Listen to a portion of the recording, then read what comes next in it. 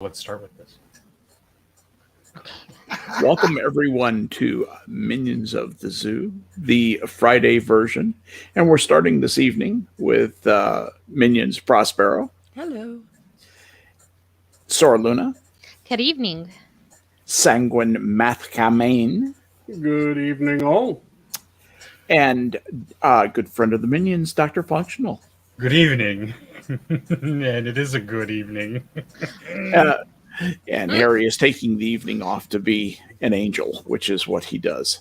And we miss him and hope he comes back soon. But at any rate, and I was hoping that Jenna might join us at some point. She has the link, so she knows what to do if she can.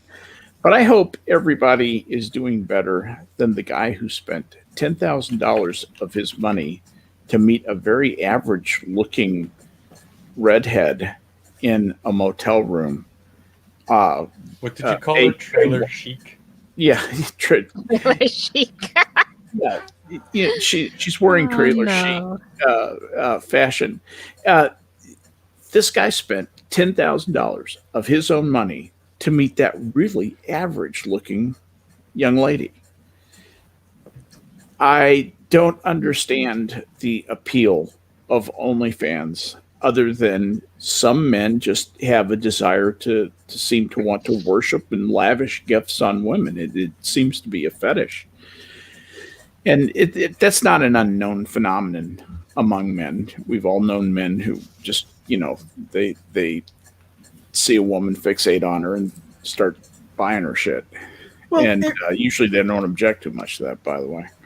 It really depends on how a person's using it, because just like there were the guys that would buy all the porn videos with a specific actress, if it's that they just want to see this one person naked, that's when they go to the OnlyFans. If they don't really care who they see naked, then they'll go to Pornhub or one of the other free-to-view porn sites. It's OnlyFans. There's so much about porn that I don't know, or I guess I may not understand. I mean, the problem with porn, to me, is that it's like being hungry and looking at pictures of food. It's more like sure you don't play with your food. It does not. It doesn't satisfy the underlying, other than the immediate physical need. It doesn't satisfy anything. It's not satisfying at all. See, what I was about to modify yours. It's like eating soft sawdust. Yeah. It would be more like watching a absolutely amazing cooking video while eating McDonald's. Hey, don't you judge me. That's what it is, because you're getting... And there. Yeah. You're watching the delicious food because you're going, oh man, it would be amazing to eat that. But then you're eating McDonald's. Yeah, the sentiment is there. But can we get back onto the OnlyFans thing? Because I think what it does is it found a niche in the market that it could exploit. I use that term very loosely because I'm all for free markets. But what it is doing, that is the male condition, what you were saying, Skep, for a man to try to woo a woman. And in part of that, some people might take it to the extreme and just lavish them with monetary gifts and lavish them that way without really realizing that there's that emotional connection. They'll get spurned, but they'll learn, hopefully. Most men will learn from that initial spurn of, hey, I was such an idiot. And that's the part of the experience in real time, like when social interactions between men and women, that helps us learn as an individual. Now, OnlyFans seems to strip away that, and you get that artificial girlfriend experience with obvious limitations, but then there's no learning experience. There's no reprisal for your bad decisions. I think it's very commonplace in a lot of modern tech, but I mean specifically with OnlyFans. I hear what you're saying. I would augment that with what I thought was a great comment on this from someone called the Lowly Pheasant, which is a name I kind of like too. Yes. And the Lowly Pheasant said, "Don't be so cynical. It was $10K to book a private fan event. What happened after that was two consenting adults unable to deny the purely sexual chemistry they discovered." Mm-hmm. I just love the unbridled cynicism behind that comment. Yeah. In all honesty, if this is real, I do hope he at least got something for his money.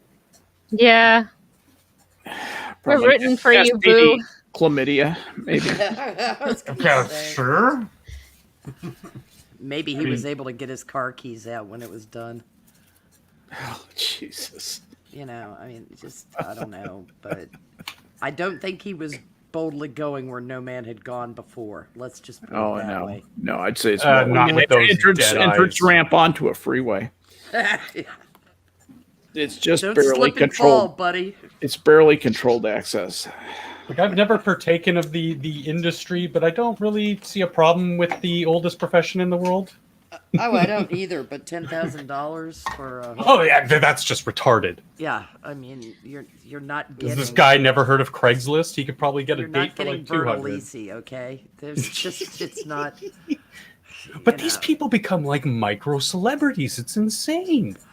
Micro is the proper word for it. You know, now. I guess It's like having e-fame. Is that what you're saying? yeah, but 100,000 followers.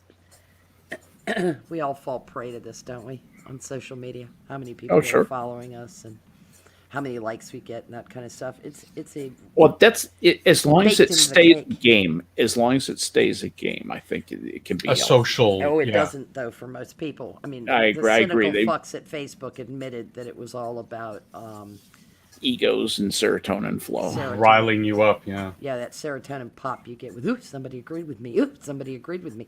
And as a result, we get particularly convinced of our, of boy, aren't we smart. You know, I've fallen prey to that. Oh, how clever am I? You know, and it's just like, yeah. But sometimes you are clever. I mean, you've written some really fine comments, some content that is really worthwhile. I think microblogging is not valueless because it is brief. I think it challenges the writer to convey, their thoughts in what Bill O'Reilly unfortunately ruined a perfectly good word, pithy manner. Mm-hmm. But in terms of having density of content, intelligence, cleverness, Things that used to be called bon mot. yeah, bon mot is a good word, literally from French. The people who, there are amongst my followers, the people I follow because we're kind of members of the same club, the Conservatarian Club, or liberals who like some aspect of my content. And then there are my friends who follow me and I follow them back, who write interesting, good things. And that's yet a different club. That is a function that's one reason why I like having a lot of followers is I have a big well to dip into of interesting comment. And I can search for things. So you and the ginger have something in common. What's that? A giant inkwell. A giant Never mind. inkwell. Never mind. I'm fixated on this photo because she's like staring off into the distance. I'm not sorry. I was touching him. completely off of that. Anyway, No, I know. I was making a silly I was joke. being silly. I'm being silly. So, I mean, like, deconstructing this in my head as somebody who's studied the visual arts, like, he's looking for the photograph. She's looking off to the side, not even touching him. She's looking at her boyfriend. Look at his sad dead eyes. He knows he fucked up. Anyway, sorry. Evidently afterwards he was all like, be jealous of me and all that stuff. And what else would he gonna? What else was he gonna say though? That's the boy bravado. I think. I wonder what his real feelings are, and I also wonder how important the $10,000 was to him. If he is actually a trust fund baby and just dresses like a slob because he is one. I hope so. That's possible. Honestly, I really do hope so. I do hope that is the case, and not that is his rainy day fund. I am with you. If he was a working man and he saved that up for the last 2 years, dude, you could have invested that. And what if it's his life savings and he has a wife and 3 kids? Oh, yeah, that's sad. I just thought there's no way. I thought I would go straight to the worst case scenario, and I realized it's low probability. But if it were, it happens. It'd be awful, and it does happen. Oh, maybe she's given the sexy look to his wife. Maybe she's into the wife. I gotta stop analyzing the picture. Okay, I can give you a happy spin on this one. Okay. Maybe he's a trust fund baby, and he's worth a fuck ton of money, or he just won the lottery. We don't know who the hell this dude And is. she just captured his sperm. And no. And she thought she'd nailed herself down a meal ticket. And he got there and took that picture with that bored expression on his face, turned and looked at her and said, "You're not all that," and walked out the door. Well, here's hoping. I hope that happened. But, it might be... I always wanted to have a baby. Yeah. Well, and a daddy to, support me and the baby. I hope they're not in one of those states where they don't really care about paternity tests. Maybe they're cousins. Oh, okay. Now we're getting to that West Virginia story where they... Yeah, or Arkansas. Or this was all made up to advertise her OnlyFans, and that's just like a friend, and there was zero monetary exchange. It was just made like advertisement. Point. And that's the happiest of all. It also could just be very made up, because I haven't been able to find any information past this screen cap anywhere. Yeah. I was looking before. It could be a hoax. I think we'll just put a bow on it here and say we think it's a hoax. Yay. And we're we're story back to talk about. One quick thing before we get going into a different story. I just wanted to point out to everyone the contrast between Sora's and my avatars. You have a happy little unicorn and a xenomorph. Listen, this unicorn has killed 1,000 men. Yeah. Don't let the rainbow avatars fool killed you. both of you before in their comics. He killed a unicorn? Yeah. Wow. Or maybe that was Lobo. I don't know. Sounds more like Lobo. Yeah, but Judge Dredd is quote-unquote killed Lobo. So you absorb the kills of the people you've killed? It's like a weird... Yeah, it's like a Highlander-esque thing. The last fictional character to survive will be the most popular. See, that just made me think of a terrible joke I've said before. Oh, God, no. I could never be a vegetarian, mainly because the hospital doesn't allow me in anymore. Oh. Fava beans and a nice Chianti. It's it's still terrible. And it's still funny to me. Of course it's funny to you. Because you're a sick fuck. It's kind of a Kamala Harris laugh. No, it's a little too sane. Yeah. Yeah, she does have that sort of witch's cackle. Oh, man. You just know she's picturing people impaled when she's doing it. There is something about Eyes of Newt about her. Yeah. Flayed alive outside the hut. Yeah. Yeah. I wonder why she goes to that every time she's somewhat flummoxed. Nervous laughter? Awkward laugh. I actually think that might be what it is. What do you think, Prospero? Yeah, I think it is nervous laughter, and it's a terrible tick. It is. Oh man. It's just the worst because there's nervous laughter, and then there's hyena, and that's hyena on mescaline. Mm. You know, it's just like, what did you just see? Yeah. You know, it's like, did I miss something? It's that type of laugh you get when somebody's in a position where they are so ill prepared for and knowledgeable about. Like, put me in an auto parts factory, I would probably laugh like that. Yeah, sure, I know exactly where it goes. Yeah, imposter syndrome laughter, maybe. I don't know. It reminds me of the people we I make no bones about the fact I've been on an acid trip or two. And when you tickle somebody who's having a pretty good acid trip, who's deep in the zone, you get that kind of laughter. I mean, it actually, even as stoned and high as I was, it scared me. No, he's right. He's right. I have Yes, no I've been there. Yeah. So there you go. I've Anyway, dealt with people that are high as shit. I've never decided, let me tickle them and see what happens.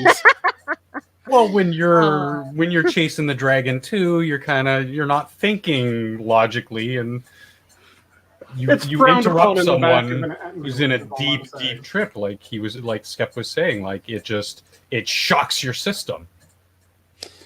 yeah, there's chasing the dragon, which is the common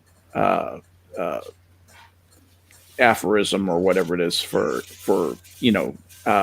doing heroin. To Is it me, specifically just hang on, but to me, doing acid is chasing the dragon with a machine gun. The dragon have the machine gun, or do you? No, have the you've machine got gun? the machine gun, my Okay. friend.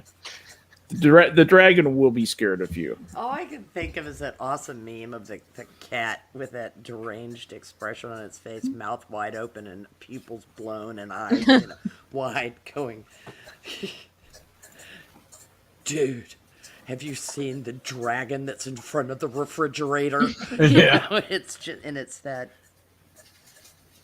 don't let your cats have your LSD, please. See, the image that I got, just because I had to ask which one had the machine gun, is I get the image of like one of those tiny armed Asian dragons with a goddamn minigun. Okay. That's the mental image I had for chasing a dragon with a machine gun. Chasing, yeah. It's that's almost like Rorschach. Everybody would probably view that a different way. But here I'll share something that will cheer you up very quickly. Here, share screen, application window, and share. This is what Prospero was talking about. Nice. Have you seen the fucking dragons in the kitchen? Yeah. It's No, I haven't seen they that. did. I mean, it's just that picture. That is a what? Oh, what a cute cat. Look at those Yeah. little, like, lippy, cheeky things. Those dilated pupils. That cat found all the catnip. Yeah. All But- the catnip. But He's getting the best scritchies in the world right now. Yeah, That it's- cat is communing with God. Yeah, I can taste color. yeah. I can hear numbers. Yeah. Oh. I have communed with the Almighty. Do you smell red? I smell red. I just love that picture. That's really lovely. It I is. can never remember the text properly, but it's the pic. The first time I saw it, I laughed for about 5 minutes because No, I haven't seen your LSD. Have you seen the fucking dragons in the kitchen?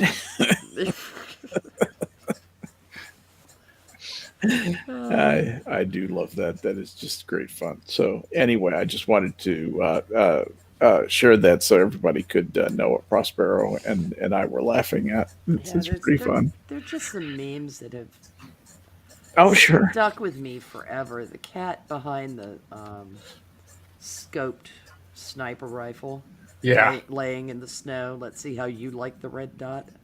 is just one of my favorites. I mean, it's just one of my favorites because it is so stupid. But it's at the same time, if you've ever used a laser pointer to torture a cat, you can understand the cat's point of view. Just see how you like the red dot.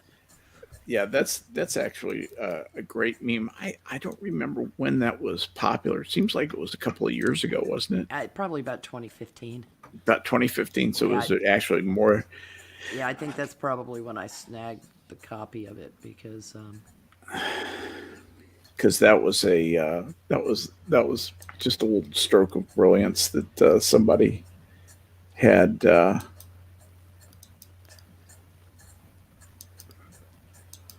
just reminded me there's a couple images that I need to remember after stream to send Prospero and Skep especially.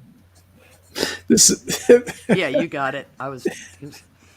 Let's see how you like the red. Ears are flattened too. The cat's pissed. That cat is intently looking through the scope. Yeah, I got it sighted in. You're dead, motherfucker. That's how you like the red dot. It's just like SAS cat, you know? yeah. That SAS guy that took that Special Air Service cat. incredible shot that hit the fuel tank on the back of the guy with the flamethrower who was getting ready to burn hostages alive. Yes. Blew his ass up. Yeah, I mean, you don't even have to go for he shot the fuel tank, and the guy was with, that's right out of Doom. Was with his compadre standing to the side of the group, so they knew. I think the reason the sniper said he took that shot was that he figured he might be able to get most of the guys in the group and not injure the hostages. Because he would immolate this guy, and the other people were standing so close to them, in all likelihood they'd catch on fire when the fuel tank blew or be hit by shrapnel. And, what a glorious pyre that was. It's the thing about jellied gasoline. It sticks to you. Yeah, and you get to save your hostages while fricasseeing your enemy. Yeah, there were a number of amazing shots, and those SAS snipers really are. They are among the best shots in the world. Those guys are badass. The SAS are badass. Yes, they totally are. They're like our special ops guys. These are just incredibly well-trained people who most of the time go into a place and do the thing and come out of the place before anybody hears a loud noise. And then there's the back and forth ultra long range shots that keep on switching between it was an American, it was a Canadian, it was an American, it was a Canadian, it was an American, it was English, Canadian, American. Yeah, they're very well trained snipers. It's like do you know that 9/10, and it actually is designed to be more than 9/10 of all SEAL team missions are designed to be non-contact? Yes. Yeah, I mean, they are all about stealth. They're very different from the Green Berets. Yeah, the description I heard once describing the difference between special forces and special operators were special forces go in and they blow things up and make a lot of noise. Mm-hmm. Special operators go in and a bunch of people are dead. Nobody knows how it happened. Yeah, or Or the bunch thing of goes people boom get when they photographed. A bunch of people get photographed and nobody knows how they got photographed. Yeah. Or a place gets photographed. That's most often the way my roommate, who was he was in SEAL Team 2 out of Little Creek. He was he used to describe. He said, "You want to know what I do for a living?" He said, "Go out on a plane, parachute into the ocean, swim 3 miles, take pictures of stuff underwater, swim back to a submarine, get on a submarine, go to a base, catch a plane, go home." Mm-hmm. He said, "That's my life." He said that's what I do. And you know, I know that his area of operations was anywhere from the Mediterranean to South America to the Caribbean, but you know, they just don't really. They're not in there shooting things unless usually something goes wrong, or something, or they're in there to gather the intelligence. Like some of the forward airmen that you know, the guys, the forward air controllers. Yeah, the air controllers. That I mean. The blue light guys in the Air Force. And a SEAL team may occasionally work with somebody like that. Oh, sure. Because if they've got to come in and actually go do something. They work with the Green Berets all the time. Well, yeah, I mean, here are the pictures, and then the Green Beret make it go away. Yeah. You know, we get... Green Berets will sit there and camp out in the jungle for 3 weeks, you know, and not be seen by anybody. You know, and they'll be like living on snakes and stuff, and then they'll see their moment. They'll go in, kill the bad guy, and then have to go back and live on the land for another week before they can get evacuated. Mm-hmm. That's the Green Beret mission profile. It's different strokes for different folks. Yeah, it's special operators generally aren't the ones making a lot of noise. They may be getting things done. They may be planting. And I realize I'm making generalizations, and they, of course, cross into each other's areas. And of course, they sometimes get together in when they're selected into Delta Force, and then they have very specialized missions that combine lots of elements of all what we're talking about. I'm just talking about generally the way the missions run. It's like what was known as SEAL Team 6, was it? SEAL Team 6, which was kind of morphed into, sort of merged with Delta. Amorphous group of people where you'll get, you know, they're not all out of Special Operations Command necessarily. You know, you just... And when you have a mission where you've got to do something lethal, like going after Osama bin Laden, it's going to take a whole bunch of people because you're going to need... you're going into a country that you're currently not at war with. This is just reminding me of the night that we were actually looking into the SEALs on stream, and we realized that they're doing the counting of the old joke of letting pigs loose in a building because they skip several numbers. Mm-hmm. Yeah. So it was like 2, 3, 4, 6. Well, 6 was a designation for a multi-force grouping, and then it jumped to like 8 and 9, and jumped again. Well, yeah, because if don't be predictable. Yep. Because if there's a pattern, somebody will find it. That's, you know, and like you said, letting the pigs loose. You know, you let 7 loose, and you never put the number 5 on one of them. Yep. So they find pigs. Or 1 through 4. Don't put 7. Don't put the number 7 on. Yeah, but they're still running around looking for a pig. 6 and 8. Yeah. Well, in other news, one of the other things that got me tweeting and reacting to things today was I'm sure you guys heard about the Capitol attack in Washington, D.C., where a MAGA white supremacist who happened to be a black guy named Noah Green and a follower of the Nation of Islam and Louis Farrakhan, but he was white MAGA because potato. And even if he wasn't, MAGA's still to blame. Yes, absolutely. And so he has ties to the Nation of Islam, and his name, Noah Green, allegedly slammed his sedan into 2 police officers near the Capitol North Barricade, the entrance where Congress members and their aides come and go. So at least he had that much intel about it. He said the attack killed U.S. Capitol Police Officer William Billy Evans and injured another officer who was still hospitalized Friday evening in stable condition. Green did not appear to have a criminal record. Sources told Fox News it appeared to be a lone wolf attack and that the suspect identified himself as Nation of Islam follower on Facebook who may have recently lost his job.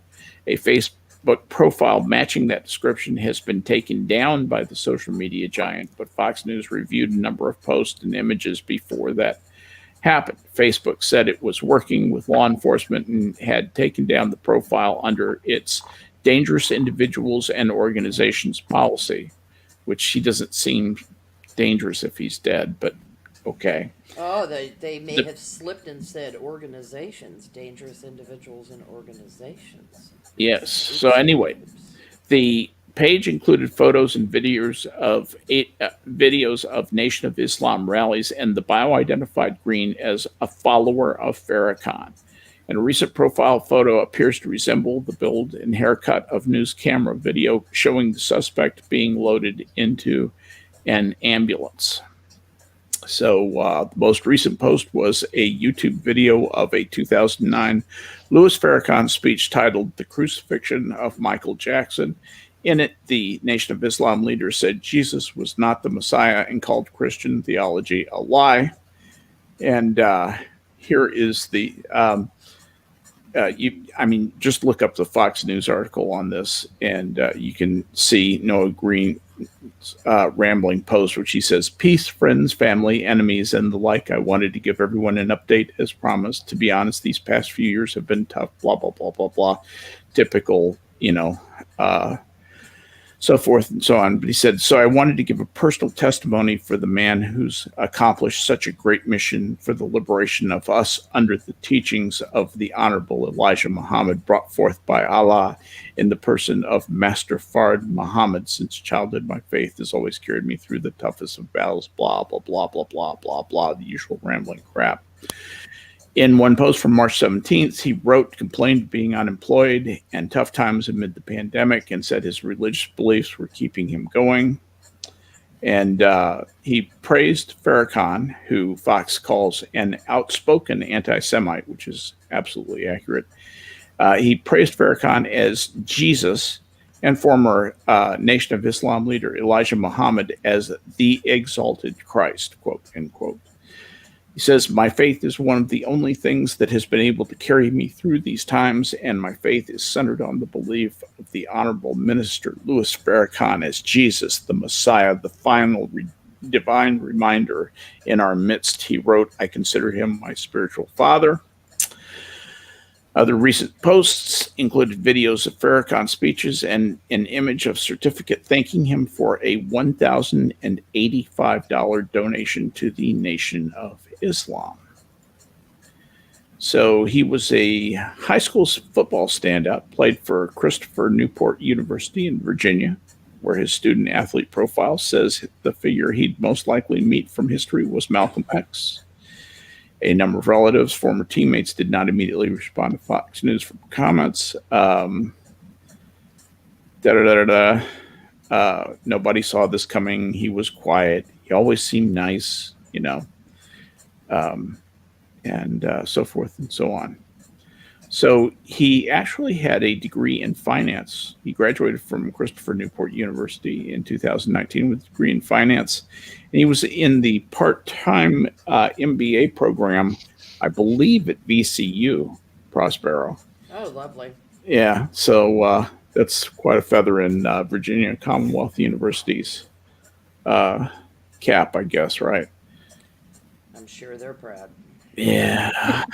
And I'm sure somebody is actually. I wonder if there's the final thing that they say in this article, and I'll let you have it, saying that as written in the Bible, you can tell a tree by the fruit it bears, he wrote, signing the post, Brother Noah X. So this was Brother Noah X. Yeah. What are you going to say, Sanguine? I wonder if there's a stat on what college has the most murderous alums. Not sure that you could. That's a big driver. You know, it's No, but I'm just curious if anyone's correlation and causation, right? Oh yeah, I'm not saying that they cause the I'm not even sure it correlates. murderers. I'm not sure there's any relationship. I'd say most people have Be never almost heard random. of Christopher Newport. Just saying. Yeah. But I'm just curious if there's a person that has actually gone through and pulled up and done that. Okay, this college had this number of murderers / this one had this number. Because it'd just be interesting to see.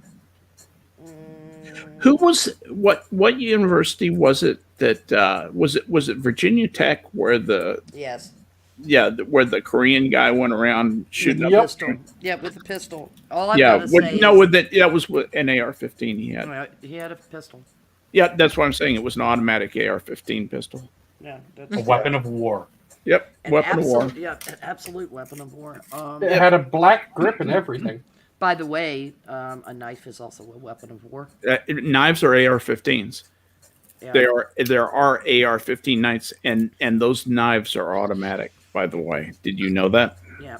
The new fully automatic Fully AR-15 potato peeler just came out. Yes. Yeah. Already they're banned in the UK. Yeah, and The potato peelers in our house are automatic. Brenda says, "Peel these potatoes," and they get automatically peeled. But I digress.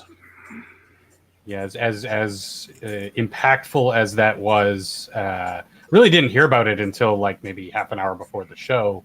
I was kind of in my own head about the stuff going on in Russia and Ukraine because the other day Russia sent a whole bunch of troop movements towards the border. And then today they released a statement saying NATO better fuck the fuck off or there's going to be trouble. And I'm just going, what?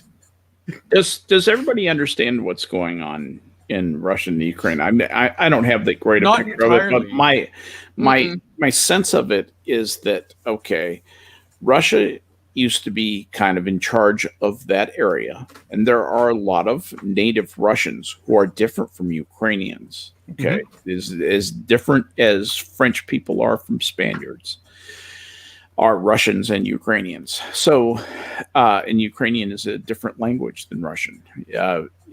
Anyway, so they don't mix well and they don't play well together. Ukraine people always feel threatened by the Russians. The Russians feel like they're, essentially just better human beings because they're Russian, and Ukrainians are like defective Russians or second-rate Russians. And the Ukrainian people have within their territorial borders all this really desirable land that's around the Black Sea. And the Russians essentially moved in there during the years of domination of the Soviet Union.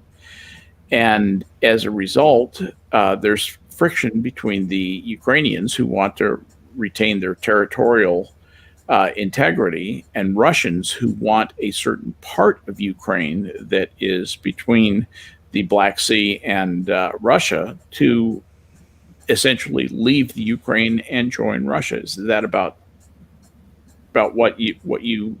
how you view it functional? What I've picked up so far, yes. Okay, so and neither side really wants to concede that whether or not those people, that region wants to become part of Russia or not. Ukraine is saying no. Russia's saying, like, yes, of course. But then even within that region, there are what we would consider native Ukrainians who are going no. Local leaders who are like no. So it's not very clear cut, and even Ukraine is sending troops, their local I don't know what they call them there, not like towns, but they're like districts of like land where provinces, thank you. Probably. Probably, where they started conscripting and definitely revved up their military effort as well. It's getting a little dicey, and I'm really worried because, you know, I don't think either side really wants to poke the global bear and start a hot war again. But there have been skirmishes since what, 2013, 2012? Like hot skirmishes, lots of violence. I'm trying to remember. Sorry, when it's been going on for so long, and it's such a big issue with politics that are on the other side of the world, it's hard to keep it all straight in my mind. But that's what I was kind of worried about today, because the sheer brazen response of the Russian government to say, yeah, NATO, don't even try, or we're going to. It's not going to be taken well. And I think that these moves, because it's escalated in recent weeks, is due to Joe Biden and his weakness, perceived weakness on the global stage. Outright, yeah. Because if they were to try to annex some land, do you think the U.S. is going to, like, I don't see Biden getting involved. It's very much a fuck with us if you think you're hard enough type move. Yeah. One of the problems with this, though, is given the past conflict in the Crimea. You had the Clinton wing of the party, you know, very agitated about that. They looked like they were perfectly content to consider starting a hot war with Russia over Crimea. Yeah. Even though Crimea, by and large, was Russian, ethnic Russian. Yeah, that's all Russian, right? Russian speakers. Well, ethnically, they're Russian too. Yeah, I said ethnic Russian. Oh, okay. I'm sorry. No, that's okay. Then you have the Ukraine, which is kind of a mixed bag of Russians and Russia light. Well, the eastern part is Russian. Yeah, and the western part is, you know, old timey Ukrainian. You know, it's real Slavic stock. This may be very much a warning by Putin to Washington. Because you remember the Syria matter is still up in the air too.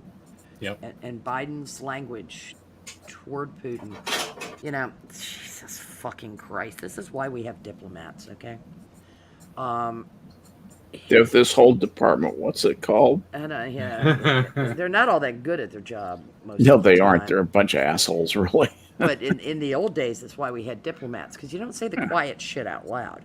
No. You don't flat out call Vladimir Putin a killer. No. You say he has some known as, you know. John Foster Dulles had a brother.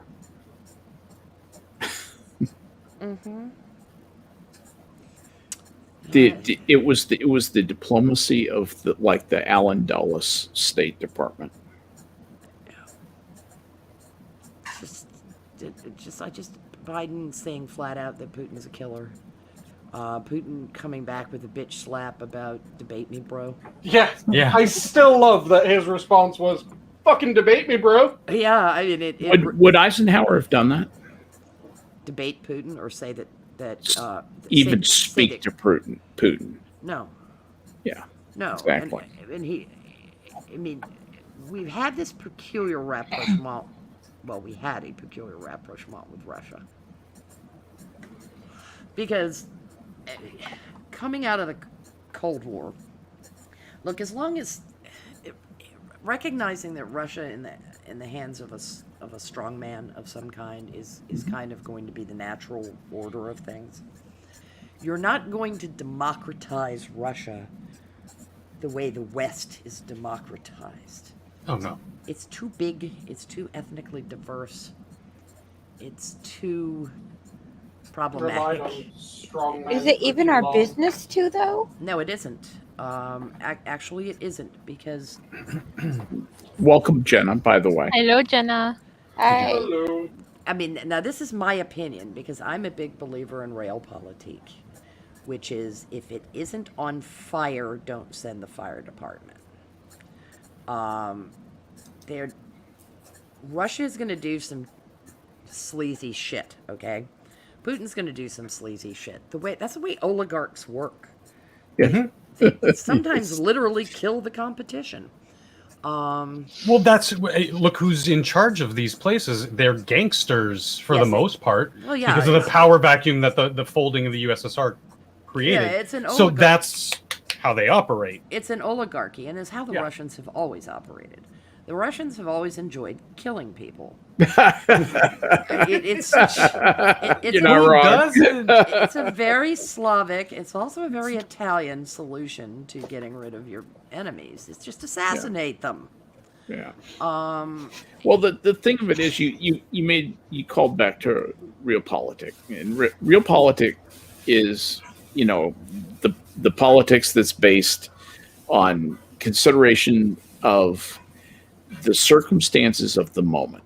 Okay, the factors that are in play right now, as opposed to ideology, as opposed to what a perfect world would dictate. And let me tell you something: Putin is nothing but a realpolitik guy, through and through and through. That's almost all that the Soviet Union ever was, and that's almost all that Russia is. There's very little real ideology in back of what Putin does, what motivates Putin that I know of. Staying alive. Exactly. He's playing a solitary game like the Apollo 13 ground crew. We're just flipping over the next card and hoping to get to the next card, hoping to get to keep playing, and wondering when the game is going to be over. He is a man who is he's got forest fires everywhere. He wakes up into a nightmare of forest fires, and he's dealing with crazy people in the United States. I think that's the real thing that irritates him more than anything, is that he knows he's dealing with someone who is not really in charge of his own faculties and is not making his own decisions. With somebody like Trump, he knew where he stood. He knew where he stood, because Trump was nowhere near as ideological as Hillary Clinton was. Hillary Clinton is a neocon. Yes, in liberal clothing. Absolutely. In liberal clothing. She's one of these Absolutely people that right. bought into the democratizing the world. That we could make the world in the image of the United States. I don't even think that she fucking retarded, okay? It is the amount of blood and treasure that we have spent since World War II in attempting that point of view. 55,000 dead in Vietnam. I have a hard time believing that she was that noble in her aspirations. I think it was really she wanted control. I think she does have a working political theory. I think politics is her bread and butter. She likes to think that she knows how to play Risk. Like a lot of other neocons, they like to think they always pick the wrong place to start. They never take Australia. They never take Australia and Papua. They just don't. They don't know how to win the game, because you can't win the game.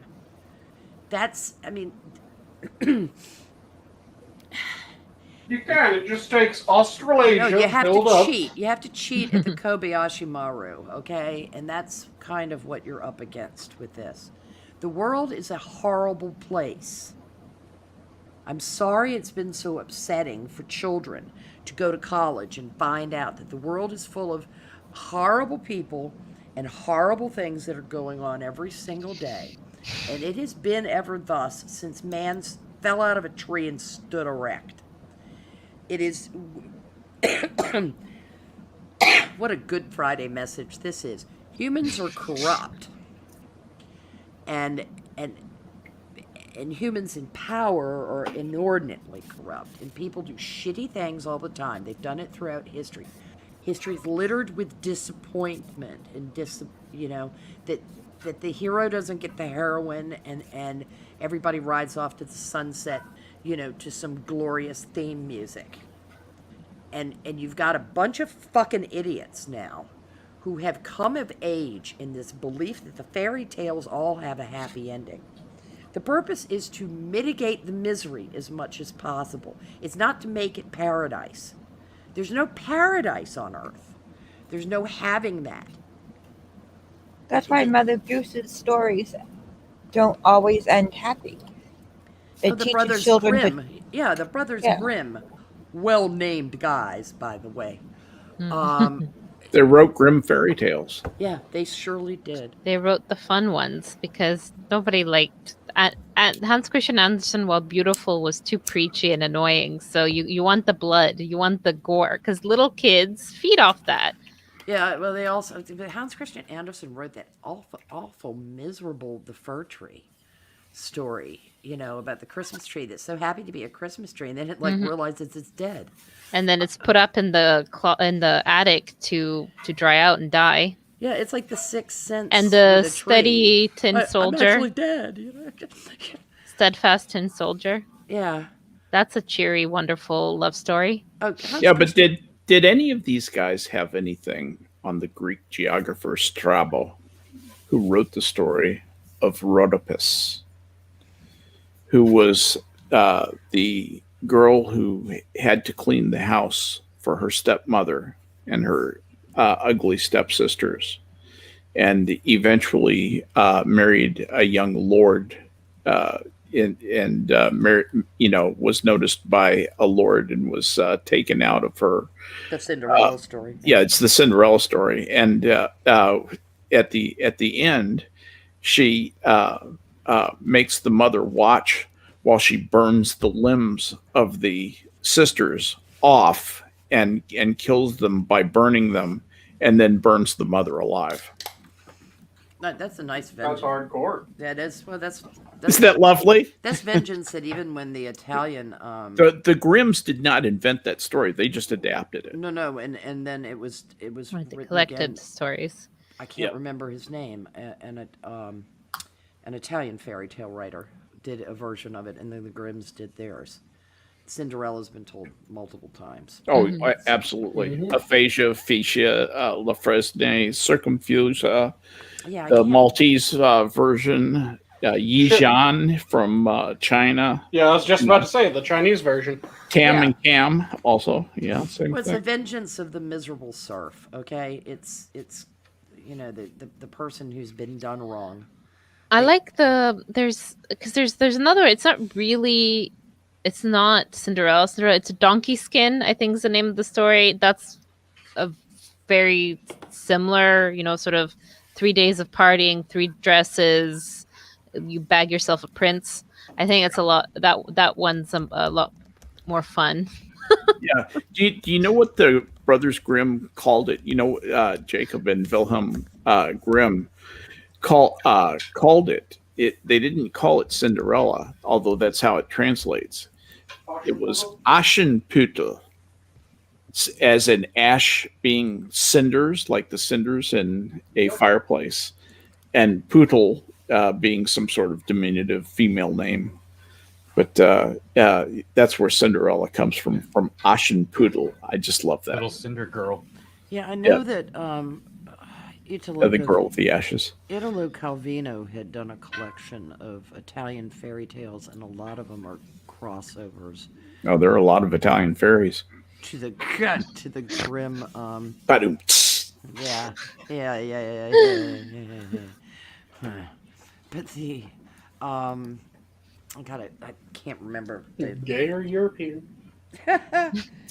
But going back to the miserable state of man, you can tell. Which is a recurring theme here on Menus. Well, you can tell I'm a big fan of Hobbes, and that Hobbes was like, hey. if you can encourage people in the world through trade, through trying to bear influence on them to improve their lot, you can do a lot of good. I mean, just consider what the, I don't consider everything we spend in the pursuit of the betterment of humanity to be a fool's errand. No, of course not. Because as miserable and base as the state of most of the world by comparison to the incredible luxury in which we live in the West, Yes. they are remarkably better off at this moment than they were 100 years ago. Remarkably better off. Yeah, because of the West's advancements. Quick, Skep, Jenna's looking to be pulled back in. She got kicked out. All right. Sorry. Yeah, but the I hit a button. Of course Sorry. you did.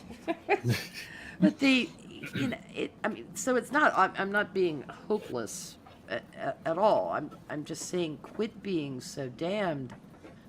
What is it? This Panglossian Naive? idealism. Yeah, naive. At the barrel of a gun, sort of.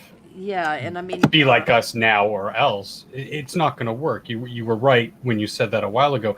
I think, though, you were a little bit wrong in that it does work through the marketplace of ideas and exporting the culture, because countries that have been improved by American influence, my own, we've become more democratic over the decades because of American influence. Japan, for all its faults, China.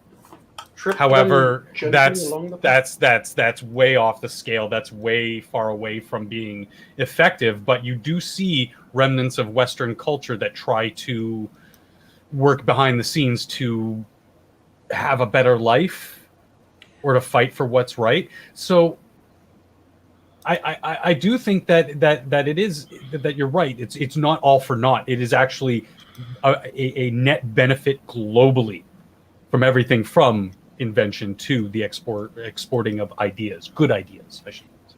Yeah, I just didn't think we should be spending blood and treasure in wars trying to make people be democratic. No, it won't work. That's what makes. We just haven't done it right yet. Yeah, well, it's like it's like communism. The wonderful meme of the everybody who stuck a fork in the electrical socket has been electrocuted. Oh well, geez. They're not doing They're it not right. They're not doing it right. They forgot to turn off the fuse box first. Well, they're not, because they're not wearing rubber boots. And they forget to have their little brother hold their hand when they do it. Yeah. Get the whole gene pool. The poor kid at the end of the chain when they stick the penny in the socket. Yeah. Nobody dies, but the one at the end gets knocked across the room. Knocked the fuck out. Everybody gets a free perm. Yeah, everybody gets a perm except for the one at the end who's a little like smoky by the time it's done. But the this Learned a lesson about electric potential, actually. I was really concerned about a hot war breaking out in Ukraine and Crimea going into the 2016 election. I was able to allay those concerns because Trump did not seem interested. And that infuriated the people that really wanted to get into it in there. One of the reasons about being so upset about Putin and all that nonsense was not just Trump's quick aside about, hey, Russia, can you give us the emails? Which was a fucking joke, by the way, but for some reason there was money to be made in another fucking proxy war somewhere. That's all I could smell, because Hillary was just worked up about it. Mm-hmm. and all her team. And then when they realized that was going to be a nothing burger, and basically Putin sat back, they got their panties in a knot about Syria. Yeah, they're just looking for a proxy war with Russia. New crisis to not waste. And it's like, Obama had the nerve to tell Mitt Romney that the 80s were calling in one of their foreign policy back. These guys are the ones that just can't stop talking about Russia. And unless I'm missing something major, Russia is no threat to us. Except a little bit of economic concern over fuel prices. Fuel prices and Yeah, natural gas pipelines and that kind of stuff. But that's part of the whole fuel speculation world, and even that's so little. Minor. Yeah, it China doesn't even is matter. our problem. Huge. Yeah, I mean, not only economically but militaristically. Yep. Well, they're also Taiwan's problem. What did you think of that little comedy that they were playing out with Taiwan, and got their ass shot down and had to crash land on Taiwan? They flew a Sukhoi 27 fighter and thought they would do some intimidation, and the Taiwanese said, "No, fuck you. We're going to shoot your ass down," and they did. Well, Biden said that China can now fly over Taiwan. Yeah, it's not China's. It's not but Biden's choice. Taiwan said no, actually. Yeah, but I just love that Joe is making any kind of. Yeah, the United States does not control Taiwanese airspace. I really hate to break that to the folks in D.C. I'm sure it was a shock to find out. Yeah, the brain trust like Ben shock Rhodes. to the pilot. Yeah, it's just like we're gonna play Israel to your Syria. It's just... No, that's a good call. So that's even geographically possible. I mean, remember when the whole Hong Kong thing first started? Like, I encountered people on social media who had that same sort of opinion, who thought like, oh well, the U.S. could just no, the U.S. isn't going to roll in with their military. Do you think Hong Kong would the politicians there would let them? First of all, second of all, no. America they're not going. We're to not just... the world's police. Well, we have been, but Trump got us out of in the doing wrong. that. Yeah, and now the police force is back in and now town. We have Bozo the Clown in charge. I'm sorry, I mean our president. Well, the asterisk, President asterisk. I'm sorry, he's our president too, Jenna. There are things that we can police. It's always interesting what we choose to police and what we don't choose to police. Mm. I always find that to be... inconsistent? Oh, I'd the say Rwandan genocide, okay, which was gobsmacking, but everybody shit themselves over the Kosovo crisis. Right. And then we saw he died over Libya. What the fuck was that about? You want to talk about creating a humanitarian crisis? Getting rid of Muammar Gaddafi created a humanitarian crisis that may cost more lives in the long run than any of Bush's folly in Iraq. That's absolutely right. Libya turned into a nightmare with the death of one man. You take a strong man out like that. When you take a strong man out like that, who's keeping a stasis going, and you throw that region into chaos, the bad guys come in and take advantage of that. That's exactly what they've done. I'm sorry, go ahead, Prospero. In 20 years, somebody is going to do the math on how many people have died as a result of the Iraqi conflict and how many people have died as a result of the Libyan situation. Problem. Yeah. And it is going to be neck and neck. Yeah. Because there are countless people being... Well, they have ISIS training camps now in Libya. Yeah, they didn't have that before. They wouldn't dare have done that because Gaddafi would have wiped them out. Yeah, and I'm sure Tunisia, and Morocco, and Egypt are just fucking thrilled. Morocco is really pissed about it, actually. Well, good, they should be. Yeah, and it's the sad thing is it's going to be somebody's going to have to clean that shit up, and it's going to cost a lot more lives than that cute little operation to take out Gaddafi. Which was all caused by some videographers, Egyptian videographers thing. Good God, yeah. There's a guy that, he got memory hold. I don't even know if the poor fucker's still alive.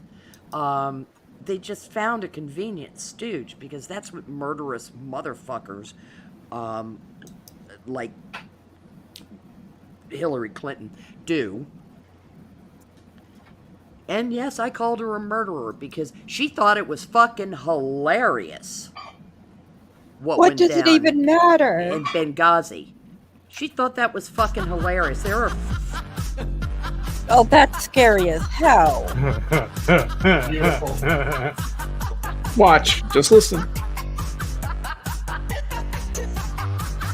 Look, we came, we saw, he died. We came, we saw, he died. Look, we came, we saw, he died. Look, we came, we saw, he died.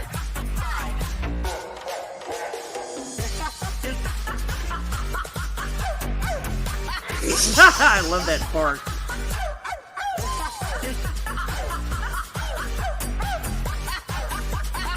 Stop cracking your wacko. It's not a laughing matter. I take it really seriously. Listen to this part.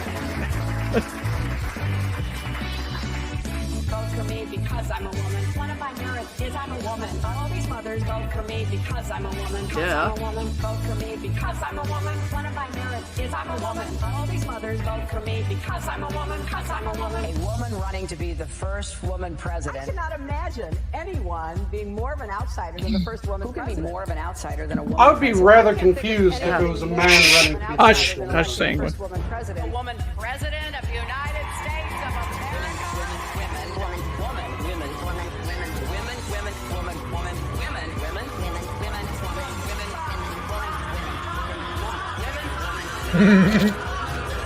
Holy hell. I just Last wanted, thing Jeffrey wanted Epstein to- ever saw. I wanted to share that with you and have you Jesus appreciate the fullness of a quality video meme on Hillary Clinton being evil. And 2 minutes well spent. Yeah. But before I forget to what Prospero was saying, I think a large commonality between a lot of these conflicts is the petrodollar, and whether or not it's to destabilize operations somewhere else, like in Libya. Remember, they're very oil rich, or to actively go after the oil, like Iraq. It's all tied together because the American dollar is the petrodollar. The gas dollar, he's saying, for those who do not understand Canadian. No, well, petrol is just unrefined gas. But yes, the gas. The petrodollar is still used in America, Jenna. Nope. Yeah, that's the term for it. So I mean, even some conflicts, and as far as I can go back in my own mind, like from the 70s, the destabilization of Iran. It's all to lessen them as opposed to directly strengthen your own reserves or whatnot. And some of them have just been completely irrational. Like they just want to justify spending. I mean that's my opinion. Like it seems like they want to justify spending of military funds to sort of justify the fact that we're the world police, we're going to save people, but in actuality, not military funds from the taxpayers so much as contractor money. Sweet contractor money. There's a lot of money tied up in that from the so-called free market, and if you're not the world police, then everybody isn't looking for the newest, the fastest, the sweetest, the biggest bang, the spending projects, and look, there's nothing wrong with contracting to supply the United States military. There is when it becomes your sole budget line item, and or the major carrier of your corporation, because then you're in a perverse form of corporatism. Definitely. And that's, I maintain what Eisenhower was warning against. But the military-industrial complex was not the strength or power of the Pentagon, per se. But it was all those lovely golf trips and island vacations and things that the executives of McDonnell Douglas, Boeing, countless others, Lockheed Martin, GE, all of them, General Dynamics, were providing for members of Congress and people who work within the Pentagon. There's a lot of, you scratch my back, I scratch yours. Oh, yeah. And it's, look, that is how business is done to a certain extent, but it can become, there's a fine line between really good business and toxic business. And the military-industrial complex has been, they're why the line exists, basically. Mm-hmm. You know, people bitch about the rapacious capitalists of the robber baron days. Oh, fuck you. Yeah. They have nothing on military contractors. Yeah, they are amateurish, and they would seem quaint by today's standards. And those guys hold a lot of power. They hold an enormous amount of power. And all the forces that could possibly have been arrayed against Donald Trump were arrayed against him. The Davos crowd, you know, all the happy little globalists, fucking hated him, you know, because he was a nationalist. The military-industrial complex fucking hated him because he was making borderline NAP statements publicly. You know, that we're good. Yep. If you're not aggressive to us, we're going to do this through. You know, China hated him. You know, you make a great point. I'd like to amplify your point and say a lot of people think that Donald Trump is a very powerful man, and Trump is a name that a lot of people know. But if I said that a guy named Scott Donnelly actually swings a lot more weight than Donald Trump, you might ask yourself, why do I not know this guy? And what's wrong with Skep? Is he having a senior moment? But I'm not. Scott Donnelly is the CEO of a company called Textron. And I realize some of you may not even know what Textron is. Textron is a diversified everything company. It was founded in 1923 as the Special Yarns Company. I always loved that. Mm-hmm. And it now it employs something like 40,000 people around the world. But they make all kinds of radar, antenna, and missile guidance systems and internal weapons stuff. It is absolutely astonishing, the number of things that they are in charge of. They bought Avco, which was a conglomerate of the same size as they were. So they basically leveraged themselves to buy Avco. And they make a lot of parts for helicopters, weapons, everything military. Scott Donnelly is in charge of that company. When he walks into Washington, D.C., the senior people in Congress get up and say, "Mr. Donnelly, what an honor to see you. How can we help you today?" Oh, yeah. I mean, and he came over from GE Aviation, didn't he? So yeah, I thought he was I thought he was a consumer guy, but I may be wrong. CEO at GE Aviation. Okay. And so the people. He was a research guy, though, right? He was their CEO. Okay. I thought he came The from people technical he background. has, the people he doesn't have by the short and curlies Yeah. through Textron, he has through the short and curlies through his former relationship with GE. Oh yeah. Because that's GE Hang on. Aviation is, Look it up here. you know, they build the engines. Oh, he was CEO for General Electric Aviation, and he had been the senior vice president for General Electric Global Research, which was Yeah. when he came up on my radar, like back in the 90s. And you see articles written in Forbes about this guy. But, you know, as far as, He's a world beater. you know, who builds the engines for a lot of the world's aircraft, Yeah. that's GE Aviation. And, you know, didn't we march over, I mean, didn't Boeing basically give the Chinese most of the aviation information on a lot of aircraft Yeah. about a decade ago? Yep.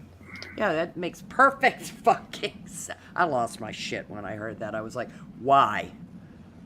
I'd give it to the Russians before I'd give it to the Chinese. Well, the Russians probably already had it.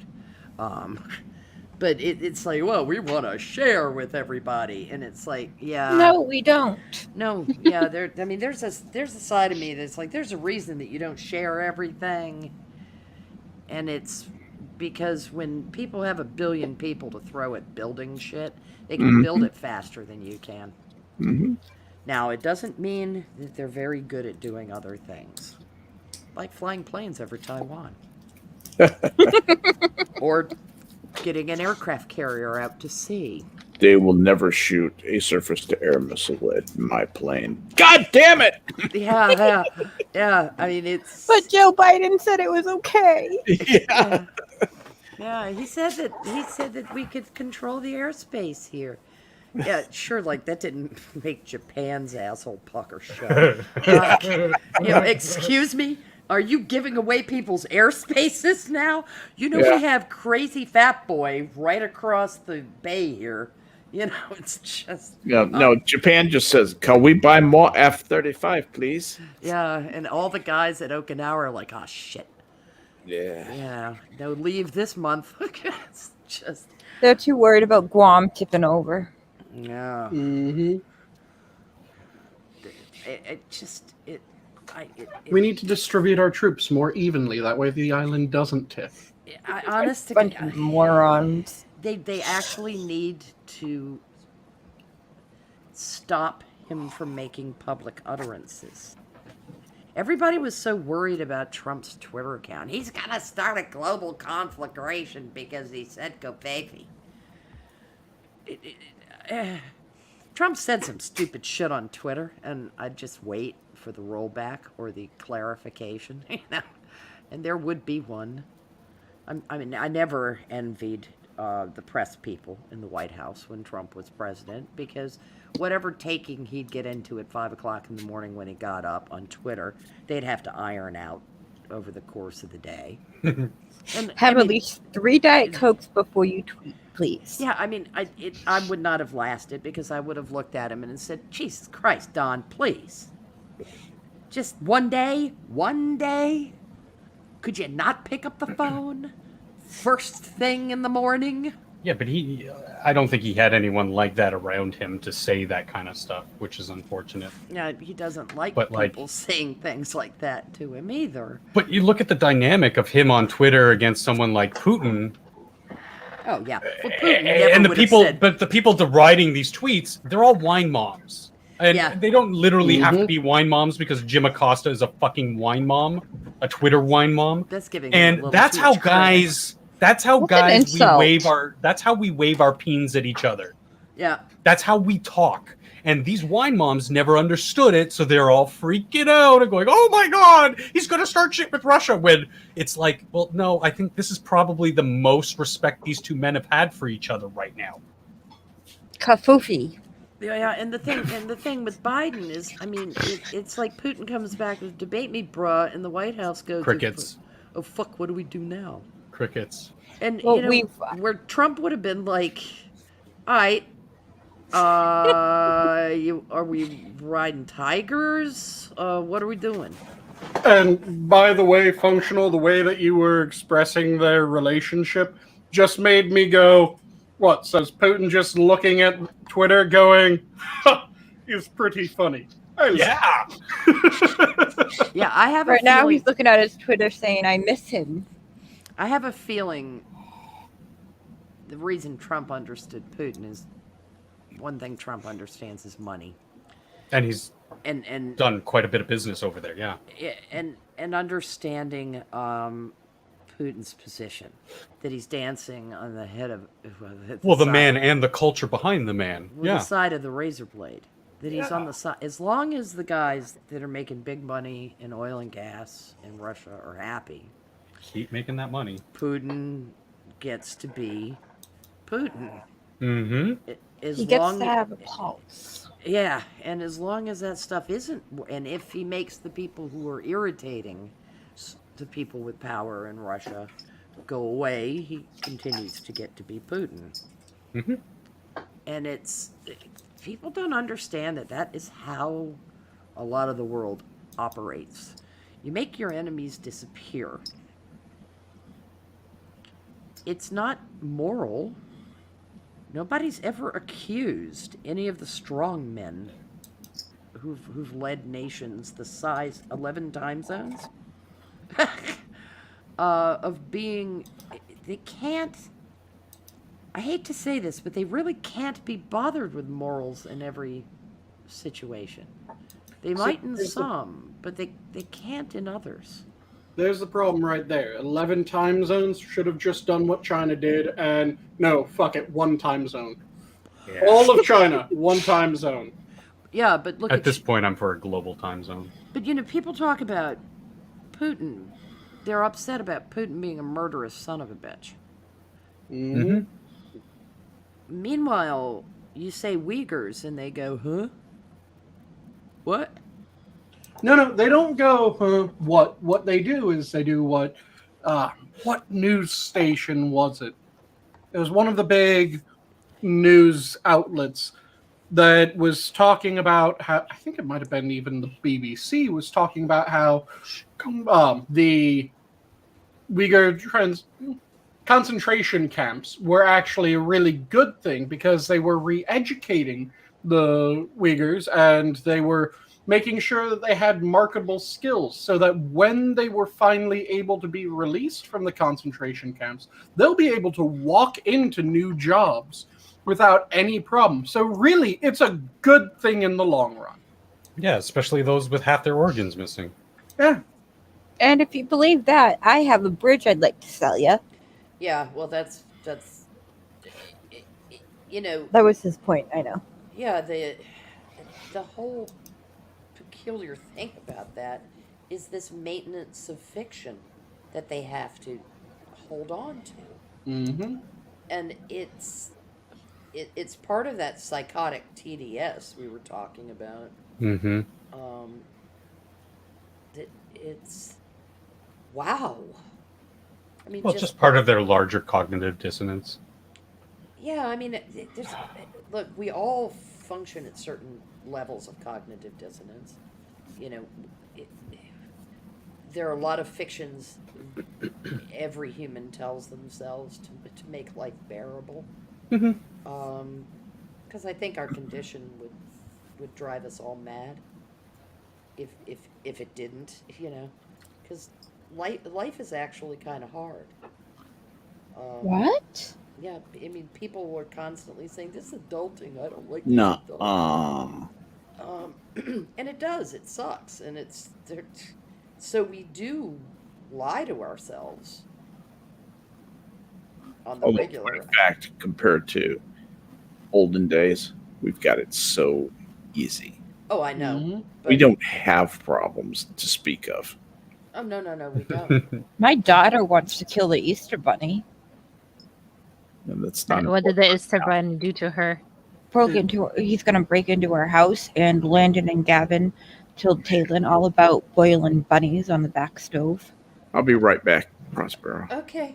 Dog. The Easter Bunny will a lot of food if you just eat the Easter Bunny for an extended period of time. You will still die of rabbit starvation. Thank you, Sanguine.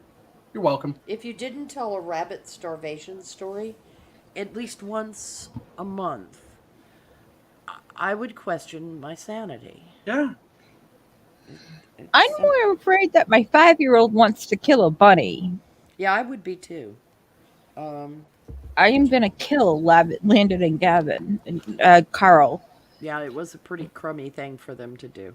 I used to be quite a bit of a nihilist because, you know, at the end of the day, the entire this was just, you know, thoughts in my head. The end of the day, all of humanity could just disappear. The universe would not notice. So what I had to do was sort of turn it more internally and be like, yeah, but since I have this wonderful gift of consciousness, that shouldn't matter to me as an individual. What should matter to me is to work hard and reap the benefits of that work. You know, curiosity, being curious and wanting to know how things work and how things will turn out and how will this play out, and trying new things is an underrated commodity. And if you are curious, life, no matter how hard it is, can always be interesting. You know, that you are going to have very positive experiences and very negative experiences in the course of your life. But if you're interested in, if you remain interested and engaged, there are always the distractions that keep you from dwelling on the misery. And there are people we love and we care about, and there are truly beautiful things. What happened to Sora? I don't know. Possibly fell out. And She may have when Skep gets back from dealing with the dogs. And what you just said, Prospero, is what really resonated with me, in that the harder you work through things, the more beautiful life becomes. Yes. The more value you hold personally on an individual level, on simple things like family, like your neighborhood, like a tree. I hate to sound very hippity dippity, but it's true. Like I was a vegetarian for many, many, many years. did you get Until kicked out the of the day- hospital too? I slaughtered a pig. And that pig was my friend since it was born for 4 years until it matured and it was time for slaughter. But in that realization that no matter what I say or do, that pig is going to be slaughtered. Functional, I don't think we can be friends anymore. I don't want to be slaughtered. But I demanded that I partake in his sacrifice because I felt that this revelation just exploded in my brain, going, if I don't, that's an insult to his life and to the life that we shared together for that brief period. I have so many questions, Well, but I'll save them. I'm just using it as an analogy, Jenna, to just being like, you know, you work hard through things. It doesn't, you know, and that's an all-encompassing term, whether it's, you know, hard work to provide for your family or hard work to deal with a problem that you personally have. Like mine was, I didn't want to eat the cute little animals because I was a stupid kid at the time, and work through that trauma almost to have a better understanding of life, the universe, and everything. Yeah, it's an interesting example to choose for that, but you know, the recognition of the cycles of life and the Ecclesiastes, you know, to everything there's a season. And that, you know, it's interesting, but like in moments of grief, you can find out the genuine value of friendship. Oh yeah. You know, and you can also learn that people will betray you when you're the weakest. But there's a lot to learn, and you can choose, and we always have a choice. Heard Orson Welles say the Sora's back, Skep. Should Oh, drop. I see. That Thank you. Sorry about that. No worries. that our most valuable freedoms, our most valuable freedom is choice. Mm-hmm. That we have a choice. And sometimes it's the very comfortable choices of the West. What music am I going to listen to today? But we also have the choice to be happy. We have the choice to dwell in our misery. We have the choice to want to run away and hide from everything that makes us sad. Like these people who are so upset by history, it upsets them, so they want to run away and hide from it. Mm-hmm. So make it go away. Make it go away. I don't like that. If that's the stance, if that's the choice that person wants to make, I might not agree with it, but I will respect it until it gets to that point where they say no, and nobody should see this, and then I'm like, no. Yeah. Then you're treading on my rights of choice. Well, running away and hiding, I don't think is a choice that we should endorse. No. Yeah, I mean, it offends me because, look, there were things that I learned in history that I found upsetting. There were things that went on during my childhood that I found upsetting. My childhood was blissful compared to my father's. But the Vietnam War was a constant drumbeat in the background of my entire childhood. The assassination of 3 very public figures, one of whom was president. Yeah. Those 3 people were dead before I was, as I turned 10 years old. Yeah, wouldn't Robert Kennedy be the third? Yeah, and they announced his death on my 10th birthday. And I was very well aware of who these people were. I was an only child. My parents watched the news. I wasn't guarded or sheltered from it. It wouldn't have crossed their minds, okay? I don't think it would have crossed their minds to guard or shelter. I don't think a lot of us were guarded or sheltered that much, Skep, do you? No, not at all. Because our parents hadn't been. The vicissitudes of life were up in your face all the time. And that was just how one lived their lives. What's very peculiar is there were some of the early, I don't know whether it's the silent generation that started this. I started seeing it amongst the late boomers and the Gen Xers, where their parents didn't want them exposed to adult subjects. It's like it's like this weird delayed reaction to the concept of the kindergarten, which is a lovely name, the Child's Garden. But there were a lot of child-rearing experts and idealized idealistic nitwits, who were like, you must protect children from the adult themes and blah, blah. Well, there are some adult themes that I think we should protect children from. For example, I don't think that you show a second grade class a film on child abuse where a prone child is being stood over by a man with an erect penis. That happened in a Connecticut classroom. Yep. It's just a sexual preference. Yeah. He's just expressing when? himself. He's just expressing himself to those children. And those children should have the freedom and the right to discover their sexuality with an older man, a friendly older man. Well, Did the parents beat the teacher up? This was about abuse. There is current furor going on now that the parents have learned about this. Even the President of the United States believes this. Excuse me. The President of the United States doesn't even believe he's alive. He might think he's a radish. We don't know. But Sora, this just happened. This just happened because, you can teach kids stranger danger without traumatizing them. Hey, we did it. It was called Stranger Danger. You know, I wasn't standing in Dealey Plaza at 5 years of age. I'm glad I wasn't, because I don't know what the impact of seeing something like that actually occurred. Television and, you know, like the Zapruder film gives you a remove from actually witnessing the horror. But knowledge of the horror, there was no escaping.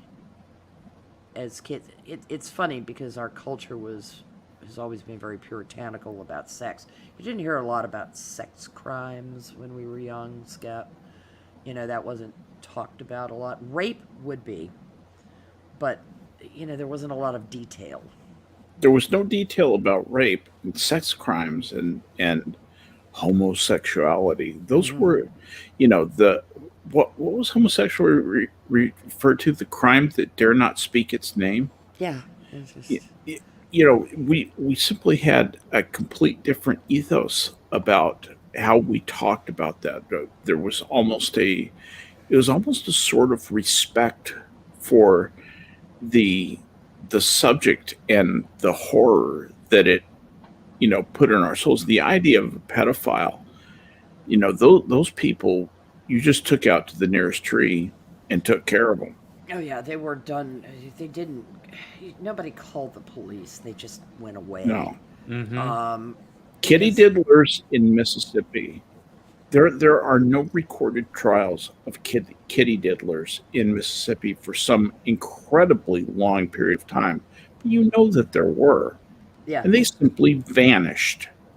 Which works for me.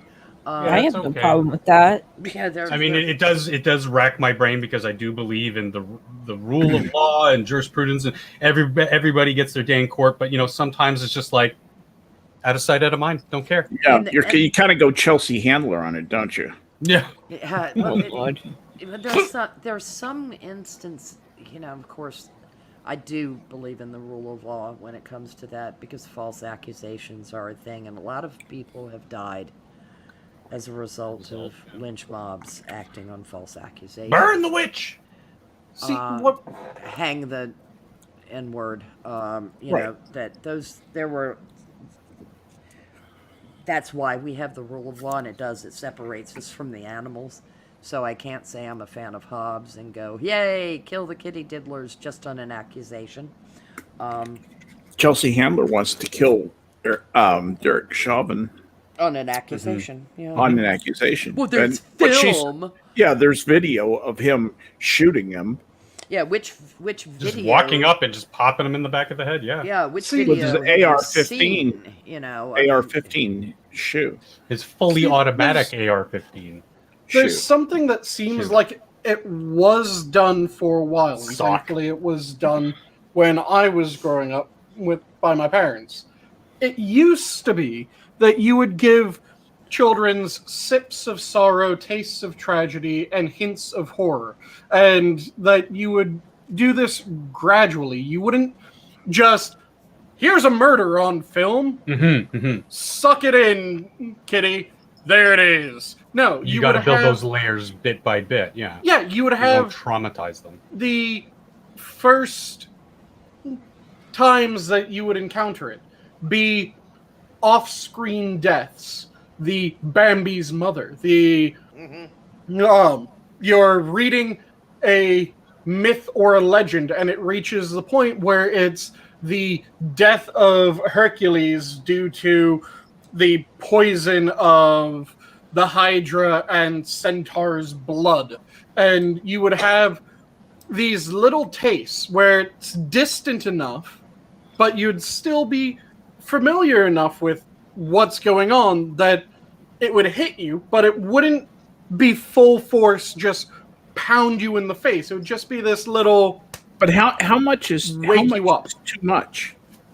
That's the thing, that each time it was getting more familiar. So I still remember the first story that I was reading where it wasn't the hero dying. I had gotten used to, sometimes heroes die in the act of their heroism. Rest That in peace, happens. Optimus Prime. And I had gotten used to sometimes there's tragedy in the family of someone. The Bambi incident, or in various myths and legends, the hero's family had died. But it happened so rarely that someone that was there but was a companion of the hero, that they would be the one to die. I remember the first time that really hit me. And it was the shield bearer to Prince Valiant dies in a very heroic and really depressing manner. And I remember being absolutely gutted by it for a bit, because I thought he was fucking awesome. And I loved that character, and he was a secondary character, so he wasn't the hero, he wasn't going to die while beating this final villain, this final monster. Oh God, Skep. And Skep. yeah, that's much Skep.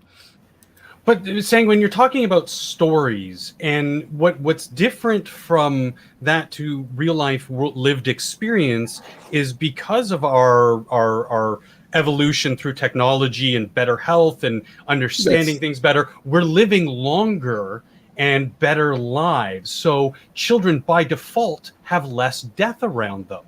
But what I wanted to illustrate by putting that on the screen, that was the result of a 30-second search on Google.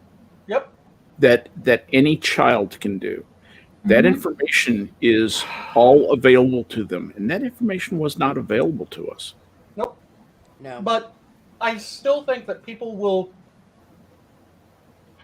children, when they grow up, will be far better adjusted, far healthier, if they're given these little doses early on. Because it used to be that Disney movies had at least one scene that was proper, what the fuck, this scares me. You had the Lion big King. elephants on parade from Dumbo. You had dark imagery in a shit ton of movies for children. You had, in The Never-Ending Story, the horse in the swamp. Hey, Sanguine, the first time you saw elephants on parade, Yep. did that scare you? It didn't Or did you think scare it me, was but cool? it was off-putting, while I was also going, this is interesting. I found it absolutely fascinating. I found it riveting, and I have loved it since the first time I saw it.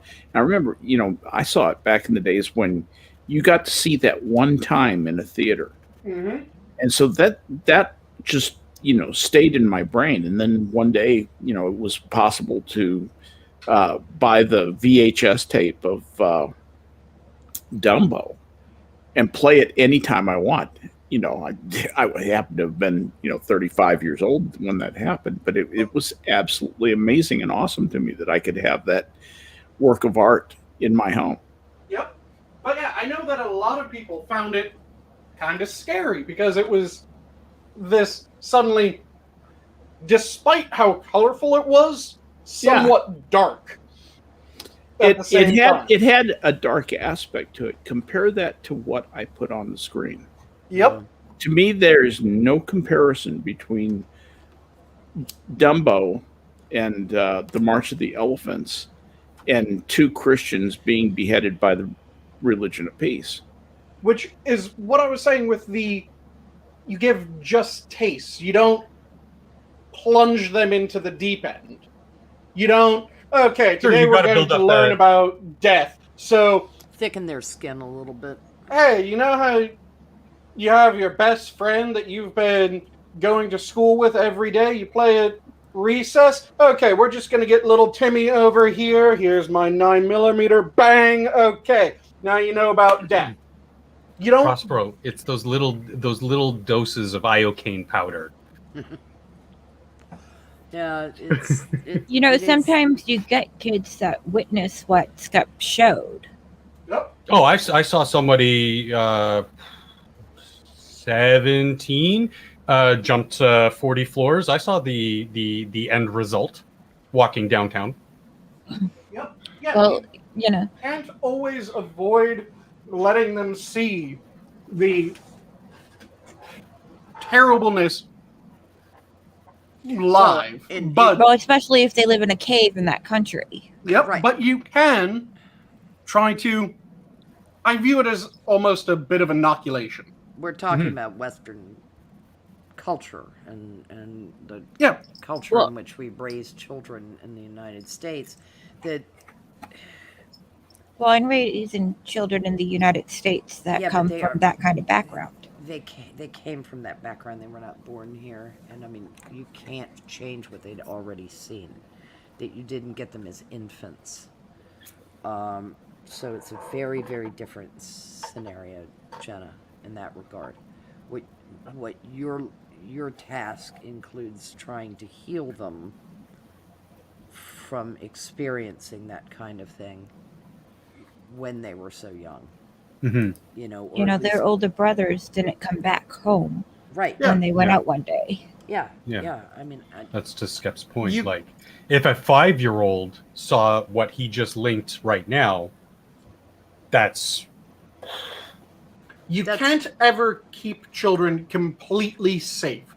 What you can do is you can give them the tools and give them the mindset that allows them, when they do ultimately If and when it experience happens, something yeah. fucked, they are now able to go, okay, well, you're trying to recognize- lessen the blow a And they little. also Good. recognize that that was fucked, and that was Mhm. well beyond.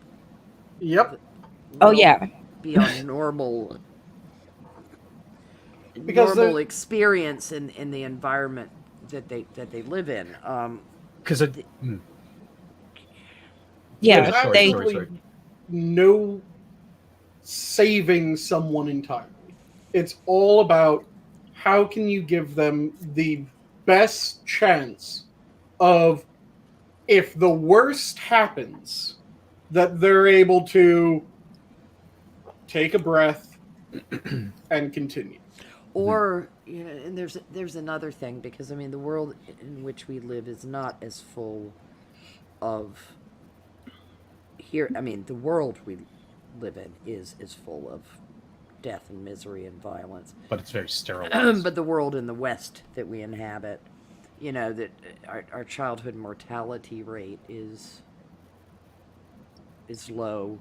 We just don't have typhoid epidemics that go through and take 5 out of 10 members of a family. And, you know, Yeah. that family still had to get up the next morning and feed the chickens. Mhm. Now we linger and we dissect sorrow as if sorrow is something unique.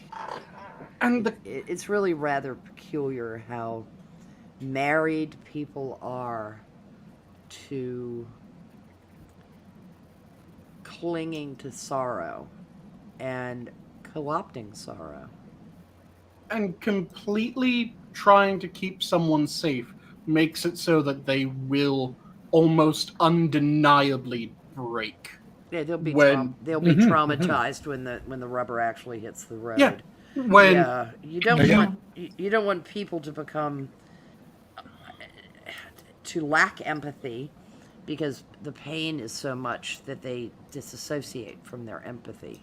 which is why it's just those tiny little hits every so often where it's just that this is a thing without it ever being just straight on I where it's this sudden hammer blow. Yeah. I okay. tell you, It's just this Sanguine, tap. nothing like my little anecdote that was fucked up. Nothing in the world was going to prevent or prepare me for that. Yep. However, my time from a little kid to a teenager actually working on farms where there is a lot of death.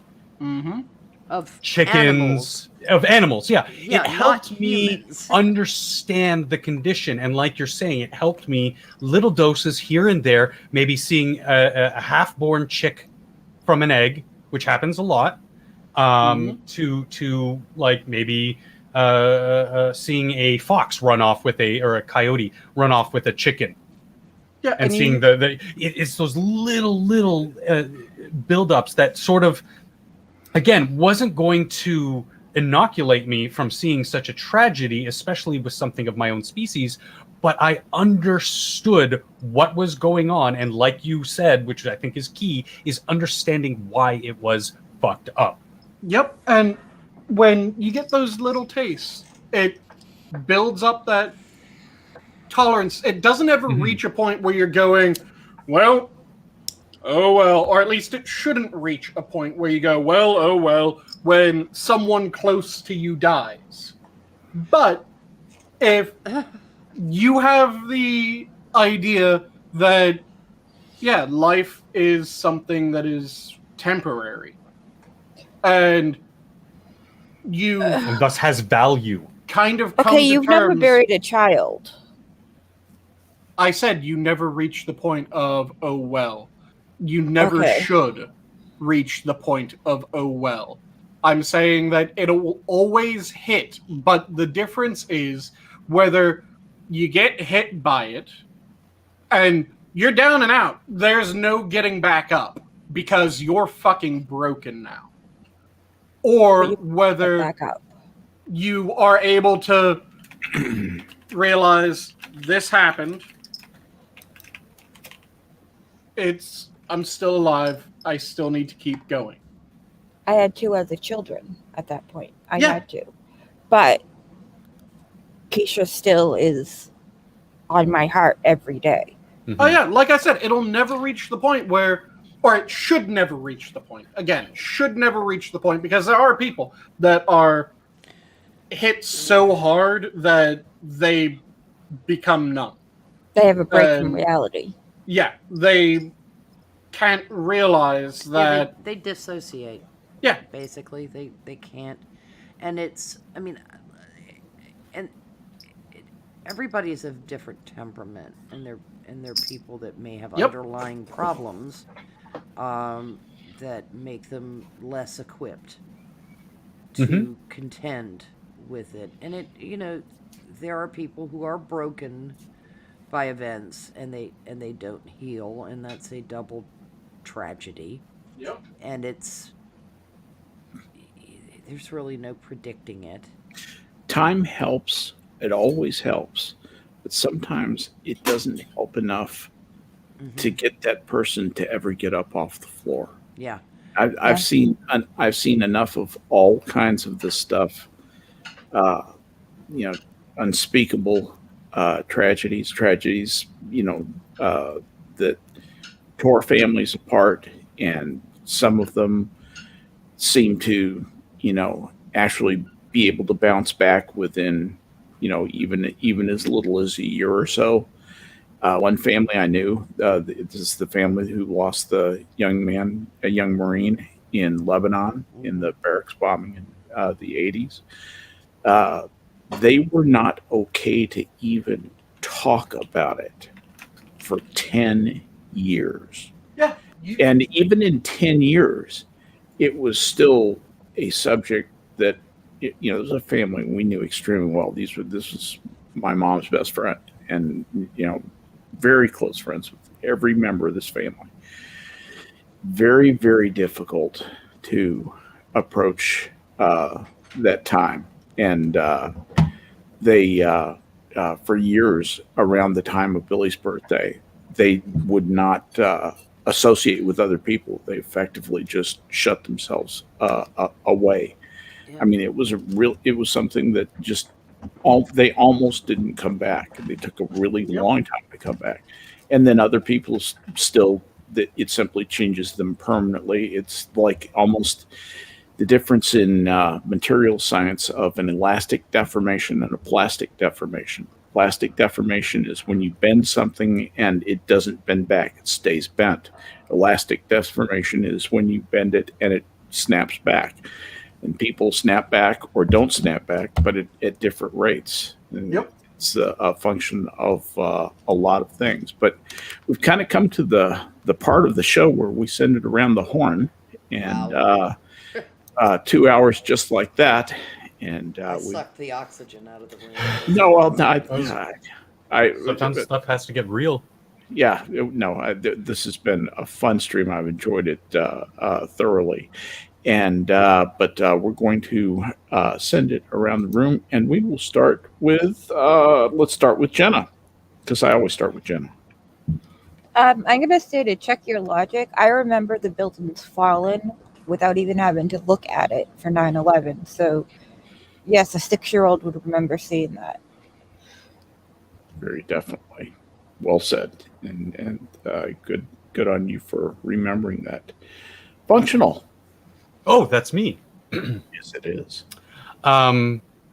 Advertising has us chasing cars and clothes, working jobs we hate so we can buy shit we don't need. We're the middle children of history. No purpose or place. We have no great war, no great depression. Our great war is a spiritual war. Our Great Depression is our lives. We've all been raised on television to believe that one day we'd all be millionaires and movie gods and rock stars, but we won't. We're slowly learning that fact, and we're very, very pissed off.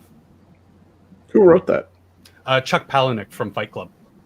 Fight Club. Yeah, that's right. I was thinking I've heard that before. Yeah, that was Fight Club. All right, very good. I like that. It gives me goosebumps because it's real. Kind of real, isn't it? Sanguine. Just to kind of re-stress what I was saying as my final words. Everyone can be hit so hard that they go down. The thing is that you want to give them the tools that they can stand back up and they don't just stay down. And the way that you do that is you have to get them somewhat used to how that feels. Because a person who is completely unacquainted with defeat is shattered when they lose. A person that is unacquainted with sorrow does not know how to recover. You need to know how to recover. Well said. Yep, I think you're right. Sora, parting words. Well, to end this cheery stream, I have never killed anyone, but I have read some obituary notices with great satisfaction. From the memoir of Clarence Darrow, 1932. Very nice. I like that. Yeah, I like that too. Prospero. Yes. Help seal the deal here.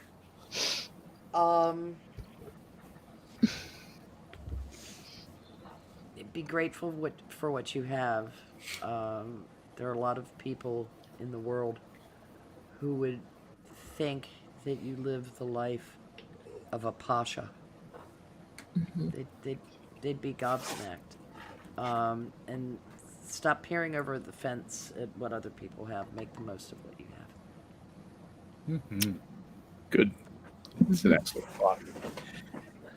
I want to thank everybody for coming out, listening to us, and thank you, chat, for coming out and spending your evening with us. Thank you, panel, for hanging with me for a couple hours of mayhem and fun. It really is fun. I had looked up some stuff. I was thinking earlier about who was the last president who we had who was a great man before he was president. A great man. And I that's what got me thinking about Eisenhower, because I couldn't think of anybody who had truly done great things, things that made him great before he became a president. I mean, being an actor doesn't count. Being a real estate developer doesn't count. Those are good things. They're not great. They're not winning a world war. Grant. That's fighting for the. Yeah, sure. that kind of that level of achievement. So that got me looking into quotes about politics, and I isolated a few for your pleasure this evening. I liked Otto von Bismarck's characterization of politics as the art of the possible, the attainable, the art of the next best. Very idealistic for a guy who was a true pragmatist. Albert Einstein, on the other hand, said that equations are more important to me than politics, because politics is here for the present, but an equation is something for eternity. So he de-emphasized the political. H.L. Mencken took a realist point of view when he said a good politician is quite as unthinkable as an honest burglar. It's one of the all-time greats. But my favorite, of course, tending toward the cynical, comes from Ambrose Bierce, a sunny American writer of the late 19th century, who said politics is defined as noun, a strife of interests masquerading as a contest of principles, the conduct of public affairs for private advantage. As long as you remember that, you'll never go wrong, and you'll never be so idealistically blinded that you would vote for somebody like Joe Biden. At least I hope not. But thank you, my friends, for joining. Thank you, my friends, for joining me this evening, joining us this evening, and for tonight, Friday, the zoo is closed. Good night.